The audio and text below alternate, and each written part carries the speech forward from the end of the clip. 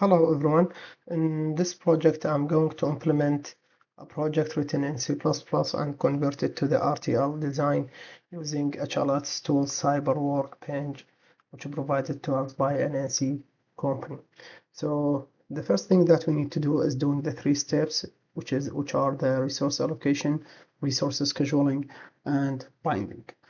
So to do so, I'm going to create a new project. I'll call it average for 8 numbers underscore and display the results on 7 segments. Okay, click on OK and it generates for us the required files that we need to start our project and workspace. So after I click OK, it will give us the project options, which has some options that I need to set. The first thing I'm going to do is setting the frequency to 2000 nanosecond because I wanted to work on frequency of 15 megahertz. And after that, I'm going to choose the library, which is Cyclone V. And after that, the next part will be speed grade is going to be -6, I think. Yes, -6. And for the device family name, this is the most important part. Otherwise, you should be careful when you type it. 5C S E M A 5. Sorry, 5. And the package is gonna be CFC 31. Sorry, not DC, FC 31. Okay. Then I will need to attach the required libraries by Cyclone V device. For this one, for the basic library, I'm going to upload it here. I have it on my download for HLS. Yes, this one that contain all the delay and area information for basic logic gates.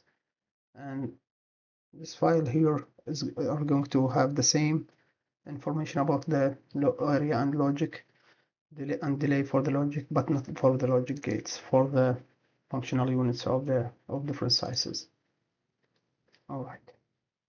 I'm gonna delete this. I'm gonna delete this. All right, and I think all is set. I'm going to click on apply, and it generates for us the project here with different folders and projects. So I'm going to include the C++ code that we have in our project. So right now, this project it displays it doesn't display anything on the 7 segments. So I need to modify this code and make it display on the 7 segments. So I've already prepared a code for it from my project. This code, I'm gonna copy it and take it to my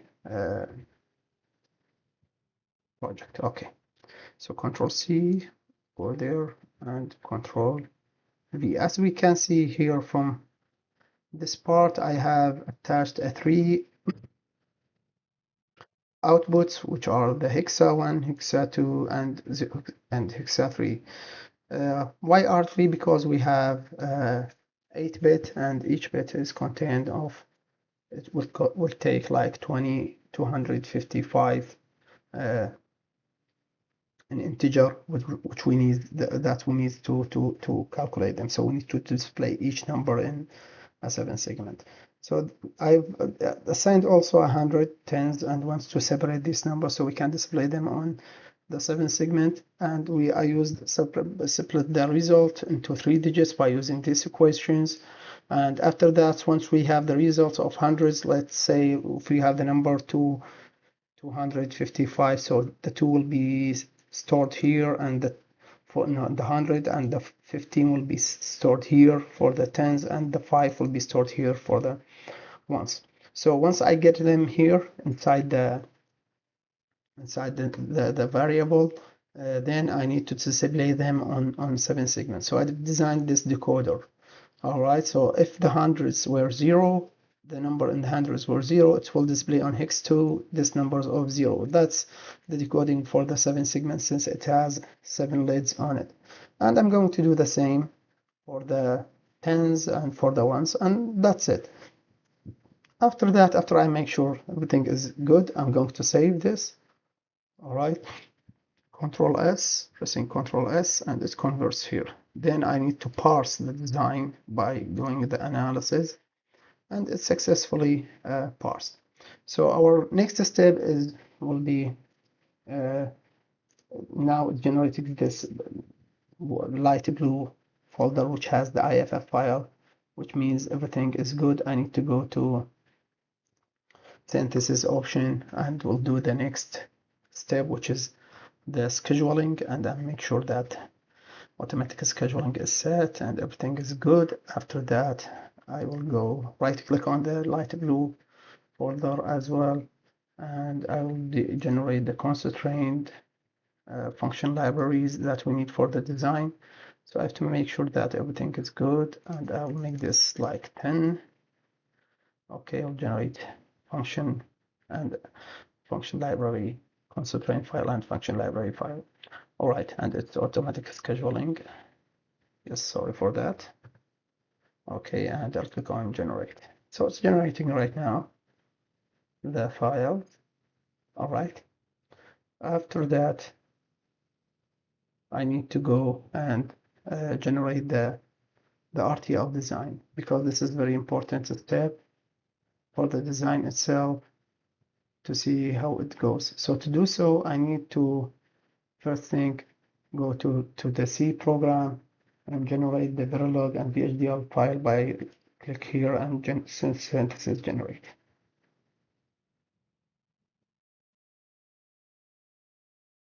Okay, good. So it's generating the Verilog generation file, everything is good.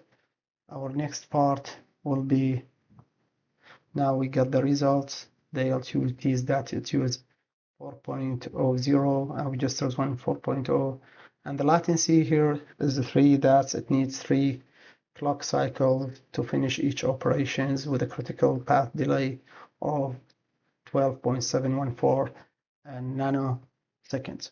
All right, so our next step is go, and if we go and see the result of the data path for the design, as you can see here, this is the data path and this is the final state machine for the design itself. Okay, so the next step will be checking the scheduling result. After we finish it, we'll be launching the logic synthesis. The first thing, I need to make sure that the Quartus is launched, okay, and added to the software. And the next, I will go to create logic synthesis by right click on this and choose the option logic synthesis option generate, and I make sure everything is good. After that, I'll click execute. Okay. So right now it's executing all the devices and it generates the tickle and everything, and to make sure if it's everything will go the right way, I should see a red folder here shows the RTL design and shows all the details of the scripts, the tickle file that contains. So this is the VHDL file that I should run on the FPGA right now, and to do this step I need to run on graphic user interface. Okay, so this is going to take some time to launch the project on Quartus. All right.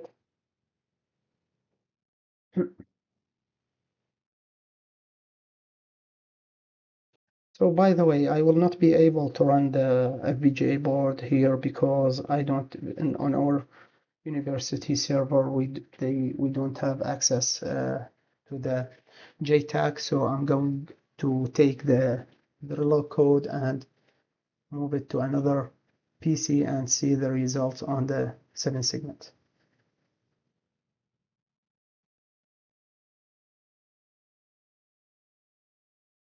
So it's going to take some time. Yeah.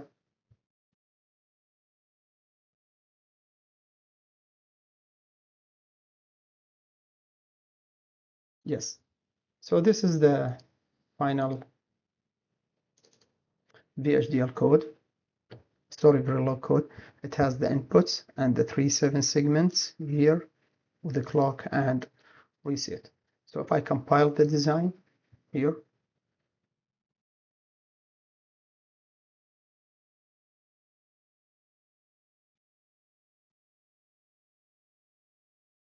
it's gonna take some time. After I make sure it's going in a perfect way, I'm going to take this code and move it to test it on the FPGA board. All right.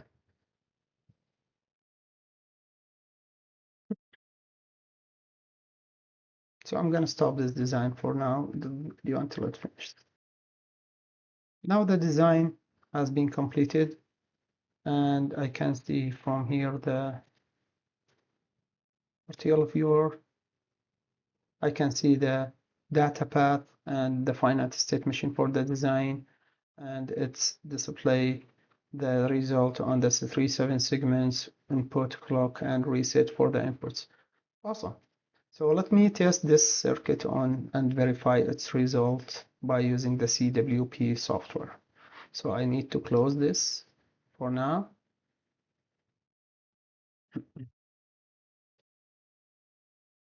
All right, go back here, and I will go by here and create a new scenario. Like I'm gonna test the software first. So it's gonna be AV8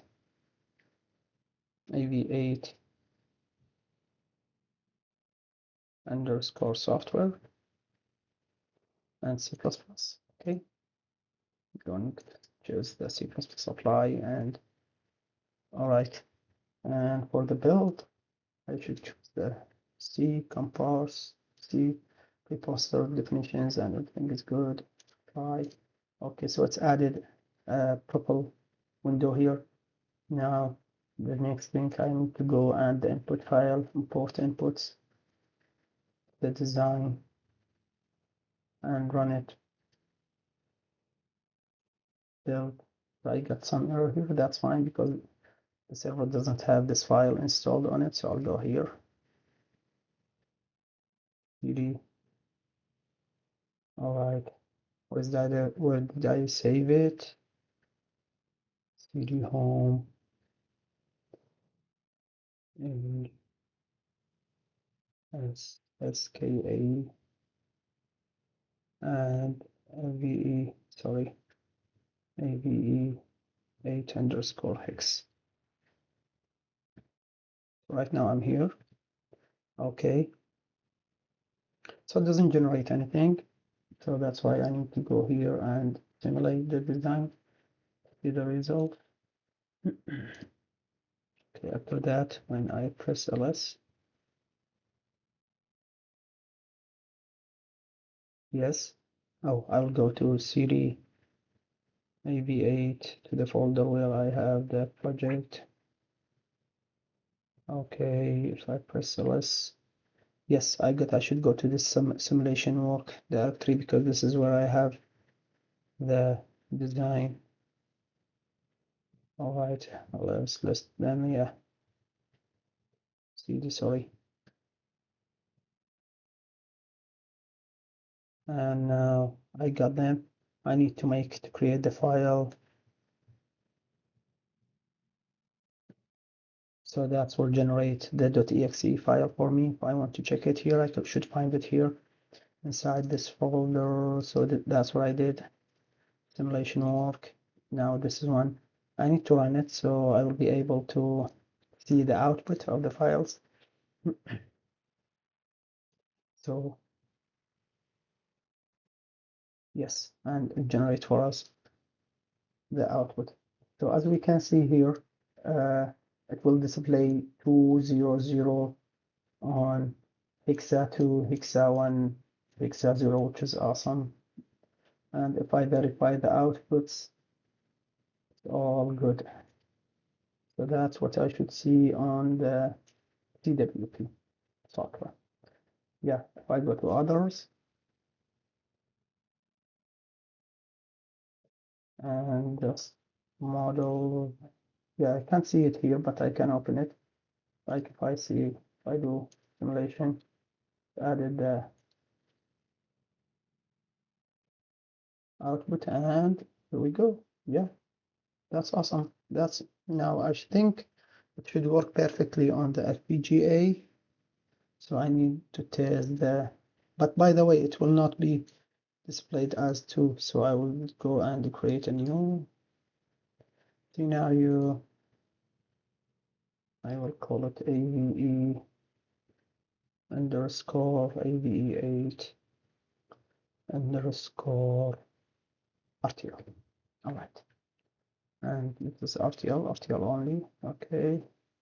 Okay. I'm going to follow the same steps here, but I need to select, make it decimal. So yeah. So model sim, choose the software, and here every cycle. And if I go here decimal, yes, and simulation should be BCD, not all the ports. And that will generate the test bench formula. Yeah. And test bench generation finished successfully. Awesome. So if I go here, the next thing I need to copy the input files. The input data and the output data, I will copy them, and if I go here, I should paste them here inside this part and change them and give them the exact name that we have for the module. So it's in 0.clv. All right, and the output is going to be out 0.clv. Or cool. So I will come back here and do simulation. Now it's generating, everything is fine, awesome. I open here, I will be able to see, well, it generates the BCD file and it's giving me the Verilog with the test bench. Great. So right now we have verified, and if I open the others, the output file here, which I had here, sorry, patterns, yeah, I can see this is the results for the first 7 segments, and this is the result for the second 7 segment, and this is the result for the third 7 segment. So these numbers means, if you can see here 79, that means 2, because it will be converted from 79 to binary and then decoded to the 7 segment. So for example here we have 1 1 1 here. That means 1 1 1 means they will be displayed as 0 0 0, because if you decoded 1 to the 7 segment, it's going to give you like 1 and 6 zeros. All right, so that's awesome. Same thing for the rest. All right, so I got here like 3 CLBs for the 7 segments and 1 for the input and 1 for the output. Awesome. So I'm going to go and take this code and paste it in the to the Quartus. All right, so this is the Verilog code. I'm going to copy it. I'm going to send it to my PC here. I'm going to convert it to myself. I'm going to see AV8 underscore X. Sorry for that. I paste the code here.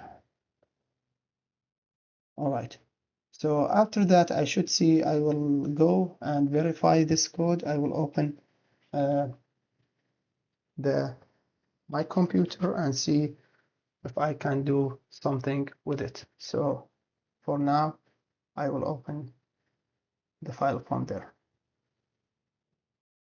All right, so as we can see, okay, so this is my PC right now. I'm going to copy the code and take it to my Quartus. All right, sorry for that. It's taking so much time because I know this way is not the best way, but I'm trying to do my best. Okay. You know, by the way, if I get the RTL, if I get the JTAG on the machine, I will not need to do all of this. I can run it from my PC. So I will delete all of this. I've already prepared the project. Control V, Control S saved, and I will, right, I want to make sure that I'm getting the same code here. Yeah. So if you can check here, this is the module that we have here. All right. Yeah, everything is working perfectly. X0, X0, X1. Okay, I will run the device. But before I go there, I have already prepared the pin assignment, and there is something important about the pin assignment. Since I'm using a car character, it's gonna include 8 bits. So it's very important to realize that before you do anything, if you go to here to the pin assignment, sorry, if you can see here, I left the very first hexadecimal empty because it takes the result from, if you go back to the here, it counts from 0 to 7. That means 1 is the least significant bit, so I should leave it. So I should count from 7 to 1. That's why I left the first bit empty, as you can see here in the clock, just to display the breadth on the 7 segment. And I did the same one for the first one, and I did the same one for the first two. And I give the reset to a key and the inputs to a key, and I will explain that right now. So after all is done, I'll close this and I will run the design. All right. So I will back when it finished. Right now, let's see, it should pass the compile. It should compile the design right now, and it should pass the analysis and synthesis. Yes, now it's working. So if it's past this stage, that means everything is correct, and I should wait to finish the filter and assembler diagnose and everything. So it's going to take some time. Right now, the compilation process has been done. I will upload the QSF file to the circuit, but I need to make sure first that the netlist viewer is displaying the circuit as expected. So if I go here, yes, that's cool. I got the data path here that displays the result on the 7 segment and the finite state machine. Okay, cool. So I'll close this. I will go to the programmer. I will auto detect the device and choose the second one. Press OK. All right, then I will delete this family. The last thing is to adding the SO file to the design. All right.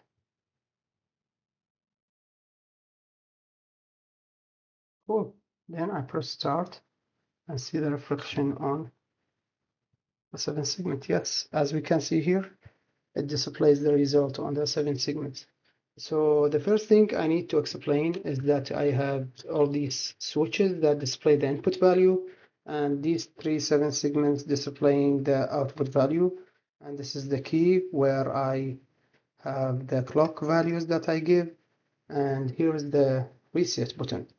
Okay, so if I reset right now and press anything, nothing will be displayed on the screen, which is good. But once I give the reset 0, and I will give it right now the value of 255. So I will give these values ones, ones, ones, ones, 1, 1 till 7, till switch 7. So right now, once I need to press this key, the clock 3 times because of the latency here that we have in the circuit. It says that I need 3 clock cycle to finish the design. So I can see it here from the report when we saw this. So that's what I do. I prepare the value. So this is for the input 26. So if we input 255, the sum will be 255 and the average is 31. So let's say that. Let's check that. If I press 3 times, it should display 31. 1, 2, 3. Cool. This is 31. Okay, the next thing is should display 36. So I need to press 3 times. 1, 2, 3. It displays 36. And after that, it should display 95. So if I press 3 times, 1, 2, 3, it displays 95. And the next, I'll keep doing this. 227. So 1, 2, 3, 127, and it should display 195 here. Okay, and I'll keep doing this. 195. Then other number is 191. So 1, 2, 3, 191. And the next is 230, 200, 230. 1, 2, 3. Yes, good. And the last thing, it should display 255. 1, 2, 3, 4. So if I reset all of this right now, and it give us like to display all of them, and nothing will be changed. And if I I'll test another value. So the other value is 128. That means I will only pick this one, and then that the seventh bit only, and the rest are zeros. So once I press 3 times, it should display 16. Let's see if we get 16. Yes, 16. The next is 32. 32. And then the next is 84. 84. 48, sorry. And 84, yeah. And I'll keep moving to all of this. It should display 80. 64, yes. And then it should be 18, like here, and 69, and 69, and 121, 121, and the last thing, it should display 128 as expected. And thank you so much for watching.